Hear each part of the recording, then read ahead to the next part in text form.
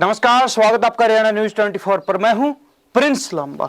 हरियाणा के अंदर राजनीति में बड़ा घमासान देखने को मिल रहा है, तो वही दूसरी तरफ जननायक जनता पार्टी में भी उथल पुथल मची हुई है। एक तरफ दुष्यंत चौटाला को सत्ता से जो है बेदखल कर दिया गया, गठबंधन टूट चुका है। तो वही अब बात की जाए जननायक जनता पार्टी की, जेजेपी पार्टी की, तो वो भी टूटने की कगार पर खड़ी है। दुष्यंत चौटाला के सामने अपना वर्चस्व, अपना दबदबा और जननायक जनता पार्टी के राजनीतिक पृष्ठभूमि को बचाने के भी बेहद गंभीर हालात बने हुए हैं, क्योंकि दुष्यंत चौटाला के 5 विधायक ऐसे हैं जिन्होंने खुलकर मोर्चा खोल दिया है। दुष्यंत चौटाला खिलाफ, पार्टी के खिलाफ दिखाई दे रहे हैं, बगावत करते हुए साफ नजर आ रहे हैं। अब बड़ी खबर यह, सूत्रों के हवाले से बड़ी खबर यह है कि वो 5 विधायक जल्द ही इस्तीफा दे सकते हैं। कहीं ना कहीं दुष्यंत चौटाला के लिए, जननायक जनता पार्टी के लिए बेहद बुरी और निराशाजनक खबर हो सकती है, क्योंकि 5 विधायक जिनको जननायक जनता पार्टी ने 2019 में टिकट दी, चुनाव लड़वाया और कहीं ना कहीं विधानसभा में चंडीगढ़ भेजने का काम किया, वही विधायक गठबंधन टूटने के बाद जननायक जनता पार्टी के खिलाफ दिखाई दे रहे हैं, दुष्यंत चौटाला के खिलाफ दिखाई दे रहे हैं। सबसे पहला नाम है देवेंद्र बबली, जो पूर्व में पंचायत मंत्री रहे हैं और टोहाना से विधायक हैं जननायक जनता पार्टी के। दूसरा नाम नारनौद से विधायक रामकुमार गौतम का है, जिनका दुष्यंत चौटाला के साथ 36 का आंकड़ा है। तीसरा नाम इस सूची में रामनिवास सुरजाखेड़ा का है, जिनसे चेयरमैन वापस ले ली गई थी, जिसके बाद से लगातार वो जननायक जनता पार्टी के दुष्यंत चौटाला के खिलाफ दिखाई दे रहे हैं, नाराज और खफा दिखाई दे रहे हैं, जो नरवाना से विधायक हैं। चौथा नाम है ईश्वर सिंह, जो गोला चिक्का से विधायक जननायक जनता पार्टी के, वो भी जो है नाराज दिखाई दे रहे हैं। और 5वां नाम जोगीराम सिहाग, जो चेयरमैन थे पूर्व में और कहीं ना कहीं बरवाला से विधायक हैं, दुष्यंत चौटाला के खिलाफ दिखाई दे रहे। दुष्यंत चौटाला के खिलाफ मोर्चा खोल दिया है, खुलकर जो है पार्टी से दुष्यंत चौटाला से बगावत कर दी है। अब विस्तार से चर्चा करते कि आखिर ऐसा क्या कारण हुआ कि अचानक गठबंधन टूटने के बाद, जहां तमाम विधायकों को मिलकर पार्टी को संगठित करना चाहिए था, मजबूती देनी चाहिए थी, वही 5 विधायक, कुल 10 विधायकों में से 5 विधायक ऐसे हैं जो पार्टी संगठित करना तो दूर की बात रही, पार्टी छोड़कर जो है और कहीं ना कहीं विधायकी से इस्तीफा देने को तैयार खड़े हैं। अब कहा यह जा रहा है कि ये 5 विधायक जो लगातार बीजेपी के टच में है, बीजेपी से संपर्क में बने हुए हैं, और यही कारण है कि ये जो 5 विधायक हैं, विधायक दल की बैठक हुई उसमें भी नहीं पहुंचे। उसके बाद जब गठबंधन टूटा तो भी चौटाला परिवार की बात करें, दुष्यंत चौटाला की बात करें या फिर जेजेपी पार्टी की बात करें, तो उनको मजबूती देने के लिए साथ खड़े हुए नहीं दिखाई दे। यहां तक इनमें से 1-2 विधायक तो विधानसभा सत्र के दौरान जब बहुमत पेश किया जा रहा था उस समय भी वहां मौजूद रहे, जबकि व्हिप जारी कर दिया गया था कि जननायक जनता पार्टी के कोई भी विधायक विधानसभा में नहीं जाएगा। उसके बावजूद भी विधायक जो हो वहां दिखाई दिए, जिससे साफ अंदाजा लगाया जा सकता है कि तमाम जो विधायक हैं, 5 विधायक जो दुष्यंत चौटाला से खफा हैं, नाराज हैं, रुष्ट हैं और कहीं ना कहीं खुलकर जो उन्होंने मोर्चा खोल दिया है, बगावत कर दी है। सबसे पहले मुख्यमंत्री मनोहर लाल खट्टर को सीएम पद से हटाया गया, फिर 11वें मुख्यमंत्री के रूप में नायब सिंह सैनी ने शपथ ली और उसके बाद विधानसभा से भी मनोहर लाल खट्टर का इस्तीफा दिलवा दिया गया और करनाल सीट को खाली करवा लिया गया उपचुनाव के लिए। अब भाजपा की तरफ से लोकसभा की सूची जारी की गई, जिसमें मनोहर लाल खट्टर का नाम करनाल लोकसभा सीट के लिए तय कर दिया गया। तो ऐसे में कहा जा रहा था कि करनाल सीट पर जो है, विधानसभा सीट पर उपचुनाव देखने को मिलेगा, लेकिन जब यह खबर मिली, सूत्रों के हवाले से खबर सामने आई कि 5 जेजेपी विधायक पार्टी से इस्तीफा देकर, सदस्यता छोड़कर बीजेपी से चुनाव लड़ने की तैयारी में हैं, फिराक में, तो ऐसे में 1 सीट नहीं बल्कि कुल 6 सीटों पर उपचुनाव देखने को मिल सकता है। और एक तरीके से इसे विधानसभा चुनाव से पहले विधानसभा का सेमीफाइनल बोला जा रहा। अब विस्तार से चर्चा करते हैं कि 5 जो सीटें हैं जहां से जननायक जनता पार्टी के विधायक 2019 में जीते थे, तो ऐसे में कहीं ना कहीं अगर वो इस्तीफा देकर एक बार फिर भाजपा की टिकट पर चुनाव लड़ते हैं तो क्या जो स्थिति रहने वाली है और क्या कारण है कि वो इस्तीफा देने को तैयार हो चुके हैं, क्या कारण है कि जननायक जनता पार्टी से दूरी बना चुके हैं और भाजपा के टच में उनको आना पड़ा। अभी सूची में सबसे पहला नाम है देवेंद्र बबली, जो टोहाना से विधायक हैं।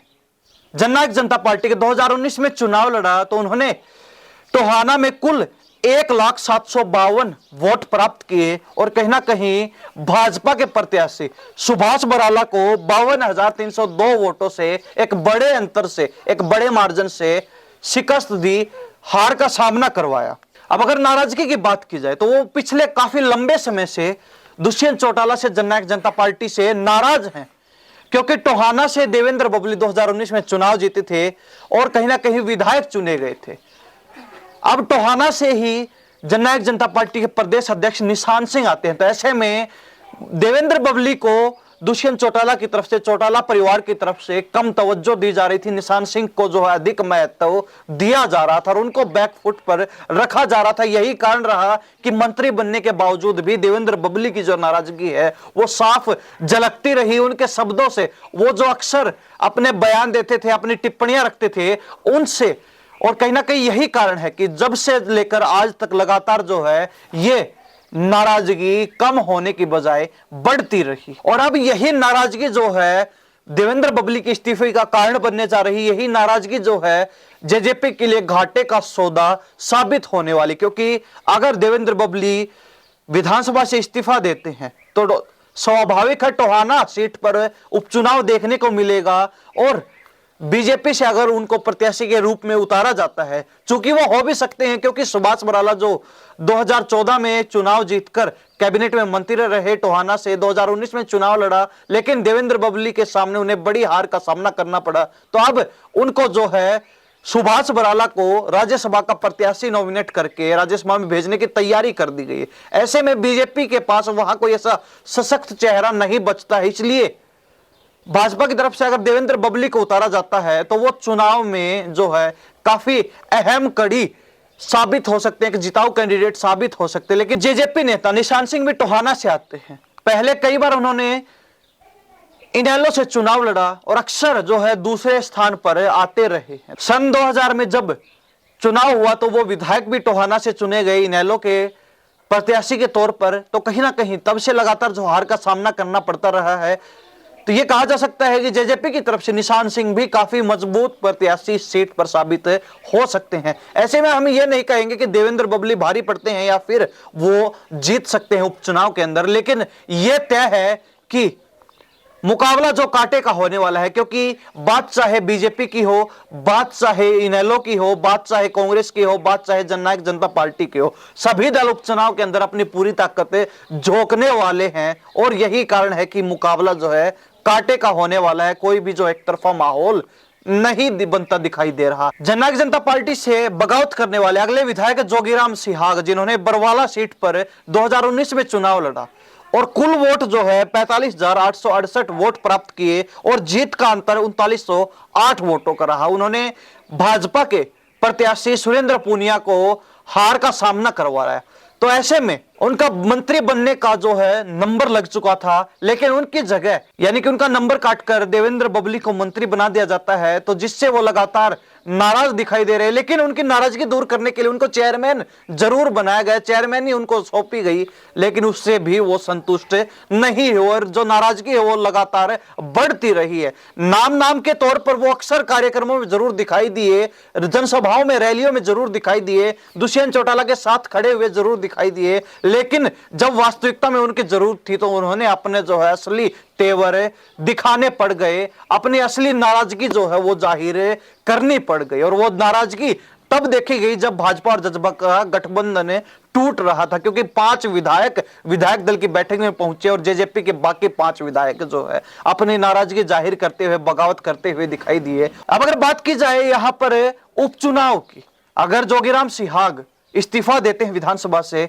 तो उपचुनाव होगा और अगर बीजेपी उनको प्रत्याशी के तौर पर उपचुनाव में उतारती है तो ऐसे में सुरेंद्र पूनिया का पत्ता कटना साफ है, जो भाजपा के प्रत्याशी रहे 2014 में भी, 2019 के चुनाव में भी बरवाला सीट पर, और फिलहाल संगठन के अंदर भी उनको जिम्मेवारी मिली है। तो ऐसे में सुरेंद्र पुनिया क्या करने वाले हैं, यह बड़ा सवाल रहेगा। क्या उनकी टिकट कट सकती है, क्योंकि संगठन में भी अपनी जो है गहरी पैठ उन्होंने छोड़ रखी है, संगठन में भी उनको जिम्मेवारी मिली हुई। दूसरी ओर कांग्रेस भी पूरी जोर आजमाइश जो है उपचुनाव के अंदर करने वाली है। तो ऐसे में देखने वाली बात यह रहेगी कि अगर इस्तीफा दिया जाता है जोगीराम सिहाग की तरफ से, तो यहां क्या समीकरण बनते हुए दिखाई दे रहे हैं। लेकिन यह जरूर माना जा सकता है कि भाजपा के लिए इस सीट पर भी जीत हासिल करना, और वो भी उपचुनाव में, बेहद मुश्किल काम है, बेहद चुनौतीपूर्ण होने वाला है। क्योंकि एक तरफ कांग्रेस, दूसरी तरफ जननायक जनता पार्टी, इनेलो पार्टी, और साथ ही अगर भाजपा के पुराने प्रत्याशी की टिकट कटती उपचुनाव में जोगीराम सिहाग को मौका मिलता है भाजपा की तरफ से, तो जो अंदरूनी बगावत होगी वो अलग रह जाती है। तो कहीं ना कहीं अनेक समस्याओं का, अनेक मुश्किलात का सामना बीजेपी को उपचुनाव में करना पड़ सकता। तीसरे विधायक नरवाना से रामनिवास सुरजाखेड़ा, जिनके पास चेयरमैनी थी सरकार की, लेकिन दुष्यंत चौटाला ने उनको चेयरमैनी से हटा दिया। 2019 के चुनाव में 79,578 वोट लेकर वो विधायक चुने गए, और कहीं ना कहीं अपनी जीत का अंतर उन्होंने बहुत बड़ा सेट किया। 30,692 वोटों से प्रतिद्वंदी को मात देने का काम उन्होंने 2019 के चुनाव में किया। और कहीं ना कहीं चेयरमैनी जाने का दुख वो लगातार जाहिर करते रहे। अनेकों बार जब नरवाना में कार्यक्रम हुए तो वो कार्यक्रमों से दूर दिखाई दिए, पार्टी से दूरी लगातार बनाए रखी, दुष्यंत चौटाला से दूरी लगातार बनाए रखी। ऐसे में अब उनकी जो नाराजगी है वो इतनी बढ़ चुकी, हद तक बढ़ चुकी है कि वो इस्तीफा देने के लिए तैयार खड़े हैं, और कहीं ना कहीं भाजपा के साथ संपर्क में भी लगातार बने हुए हैं। लेकिन अब समीकरणों की अगर बात की जाए तो दूसरे दलों में इनेलो यहां पर काफी मजबूत कड़ी साबित हो सकती है। लेकिन भाजपा से संतोष रानी भी लगातार पिछले 2 चुनाव से दूसरे नंबर पर बनी हुई हैं, यानी कि और तीसरी बार जो विधायक बनने का ख्वाब देख रहे हैं। ऐसे में अगर संतोष रानी की टिकट काटी जाती है भाजपा की तरफ से, रामनिवास सुरजाखेड़ा को उपचुनाव में मौका दिया जाता है, तो अंदरूनी बगावत का सामना तो बीजेपी को संभवतः करना ही पड़ेगा। लेकिन जो दूसरी पार्टियां हैं, जो दूसरे राजनीतिक दल हैं, वो भी संघर्ष करने में कोई कोर कसर नहीं छोड़ने वाले हैं, अपनी पूरी ताकत जो है झोंकने वाले हैं। क्योंकि इसे विधानसभा का सेमीफाइनल कहा जा रहा है, और जो पार्टी इस सेमीफाइनल में सबसे ज्यादा सीटें हासिल करेगी वही पार्टी विधानसभा चुनाव में, आने वाले फाइनल में जो है अपना राज स्थापित करने में कामयाब हो सकती है। तो यही कारण है कि तमाम राजनीतिक दल भी पूरी जो है टक्कर देने का काम करेंगे। ऐसे में बीजेपी के लिए इस सीट पर भी खतरे की घंटी बज सकती है, और यहां भी जो मुकाबला बड़ा कांटे का होने वाला है। उपचुनाव चाहे कहीं भी हो, किसी भी सीट पर हो, उपचुनाव चाहे लोकसभा का हो चाहे विधानसभा का हो, मामला बड़ा पेचीदा हो जाता है, मामला जो है बेहद गंभीर हो जाता है। क्योंकि जहां उपचुनाव हो रहा है उसके अलावा जो बाकी क्षेत्र बचते हैं शेष, उनकी पूरी नजर, उनका पूरा फोकस जो है उसी सीट पर, उसी चुनाव पर रहता है, जिसके कारण जो है दबाव की राजनीति भी उपचुनाव में देखी जाती है। लेकिन खास बात यह है कि नरवाना सीट पर पिछले 3 इलेक्शन में लगातार कांग्रेस को हार मिलती रही है। कांग्रेस तीसरे चौथे पायदान पर फिसलती रही है, और बहुत कम वोट बैंक जो है कांग्रेस का इस सीट पर बच गया है। अब अगले विधायक के रूप में नाम लिया जाता है रामकुमार गौतम का, जो नारनौद से विधायक है, और कहीं ना कहीं दुष्यंत चौटाला के साथ पिछले 4.5 साल से लगातार उनका 36 का आंकड़ा रहा है। एक तरीके से उनको दुष्यंत चौटाला का जानी दुश्मन कहा जाता है, क्योंकि मंत्री ना बनाए जाने का दुख अपने दिल में लिए लगातार वो जो है तीखी टिप्पणियां दुष्यंत चौटाला पर, अपनी ही पार्टी पर, अपने ही नेताओं पर करते रहे हैं। तो ऐसे में यह कहा जा सकता है कि उनकी जो नाराजगी है वो फूट फूट कर बाहर आती रही है, और अब भी जो लगातार वो नाराजगी कम होने की बजाय बढ़ती जा रही है। नारनौद में दुष्यंत चौटाला ने अनेकों बार दौरा किया, लेकिन नाम के तौर पर, सिर्फ एक दिखावे के तौर पर रामकुमार गौतम दुष्यंत चौटाला के साथ जरूर रहे, लेकिन वहां भी जनसभाओं में, रैलियों में उन्होंने दुष्यंत चौटाला को टोकने का, दुष्यंत चौटाला पे टिप्पणी करने का कोई मौका नहीं छोड़ा, कोई भी मौका वो नहीं चूके। ऐसे में ये साफ तौर पर कहा जा सकता है कि रामकुमार गौतम का दुष्यंत चौटाला के साथ रहने का, जननायक जनता पार्टी में रहने का कोई भी मन नहीं है, कोई भी इरादा नहीं, और कहीं ना कहीं वो निश्चय कर चुके हैं कि अब उनको दुष्यंत चौटाला के साथ नहीं रहना है किसी भी हाल में, किसी भी सूरत में। और चूंकि चुनाव भी बेहद नजदीक है, मात्र 6-7 महीने विधानसभा चुनाव में शेष बचे हैं, तो ऐसे में वो हर तरीके से प्रयास करने में कोई कोर कसर नहीं छोड़ने वाले हैं। अगर इस्तीफा देते हैं तो उपचुनाव होगा और उपचुनाव में वो भाजपा के प्रत्याशी के तौर पर इस सीट पर उतर सकते हैं। लेकिन यहां पर इनेलो भी काफी मजबूत दिखाई दे रही है, और अगर जननायक जनता पार्टी के पास भी कोई मजबूत प्रत्याशी इस सीट पर देखने को मिल जाता है तो कहीं ना कहीं बीजेपी अपनी जमानत बचाने में भी नाकामयाब हो सकती है। हालांकि राजनीति संभावनाओं पर चलती है, संभावनाएं कब क्या बनती हैं, किस नेता के पक्ष में संभावनाएं बनती हैं, ये कुछ कहा नहीं जा सकता, सिर्फ आकलन लगाया जा सकता है। विशेष बात यह है कि 1972 में कांग्रेस ने इस सीट पर जीत हासिल की थी, लेकिन उसके बाद से लगातार कांग्रेस को यहां पर हार का सामना करना पड़ा है। लगातार कांग्रेस जो है तीसरे चौथे पायदान पर इस सीट पर रहती आई है। हालांकि इनेलो के पास अच्छा खासा वोट बैंक इस सीट पर है, जो वोट बैंक खिसक कर जो है पिछली बार दुष्यंत चौटाला के साथ चला गया था। दुष्यंत चौटाला के कारण रामकुमार गौतम को जीत हासिल करने में बेहद आसानी हुई थी। 2019 में रामकुमार गौतम ने 73,435 वोट प्राप्त किए थे और 12,029 वोटों से कैप्टन अभिमन्यु, जो कि बीजेपी के नेता हैं, नारनौल विधानसभा क्षेत्र से 2019 के चुनाव में उनको रामकुमार गौतम से 12,029 वोटों से हार का सामना करना पड़ा था। अब चर्चाएं ये चल रही है कि कैप्टन अभिमन्यु के होते रामकुमार गौतम को बीजेपी टिकट कैसे दे सकती है। तो ये कहा जा रहा है कि हिसार लोकसभा से कैप्टन अभिमन्यु को भाजपा अपने लोकसभा प्रत्याशी के रूप में उतार सकती है, तो कहीं ना कहीं नारनौल सीट खाली हो जाती है और वहां से नारनौल से रामकुमार गौतम का जो है रास्ता बिल्कुल साफ हो जाता है भाजपा के लिए। लेकिन जीत हासिल कर पाना बेहद मुश्किल होने वाला है, बेहद चुनौतीपूर्ण होने वाला है, मुकाबला कड़ा होने वाला है, कांटे की टक्कर जो उपचुनाव में होने वाली है। अब जननायक जनता पार्टी से दुष्यंत चौटाला से बगावत करने वाले 5वें और आखिरी विधायक ईश्वर सिंह, जो गुहला चिका से आते हैं, चुनाव से पहले इन्होंने जननायक जनता पार्टी में एंट्री मारी, 2019 का चुनाव लड़ा, 36,518 वोट प्राप्त करके जीत हासिल की और इनकी जीत का अंतर 4,574 वोटों का रहा। दूसरे नंबर पर जो है कांग्रेस के नेता चौधरी ढीलू राम देखने को मिली, जो लगातार पिछले अनेक वर्षों से कांग्रेस की टिकट पर यहां से चुनाव लड़ते रहे हैं। पहले भी 2-3 बार जो है चौधरी ढीलू राम गुलाचिका सीट पर कांग्रेस के विधायक के तौर पर राज कर चुके हैं। तो ऐसे में लगातार जो उनको टिकट जरूर मिल रही है, लेकिन कांग्रेस मजबूत होने के बजाय कमजोर होती हुई इस सीट पर दिखाई दे रही है। इनेलो का काफी अच्छा खासा वर्चस्व इस सीट पर देखने को मिलता रहा है। अब ईश्वर सिंह की बात की जाए तो वो पिछले काफी समय से दुष्यंत चौटाला से, जननायक जनता पार्टी से खफा हैं, नाराज हैं, और यही कारण है, यही नाराजगी है कि जिसके चलते वो भी इस्तीफा दे सकते हैं अगर उपचुनाव होता है। तो ऐसे में स्थिति वही अन्य विधानसभा क्षेत्रों जैसी बनने वाली है। मामला जो है कांटे का होने वाला है, टक्कर जो है बड़ी कांटे की होने वाली है, कड़ा मुकाबला जो इस सीट पर देखने को मिलेगा।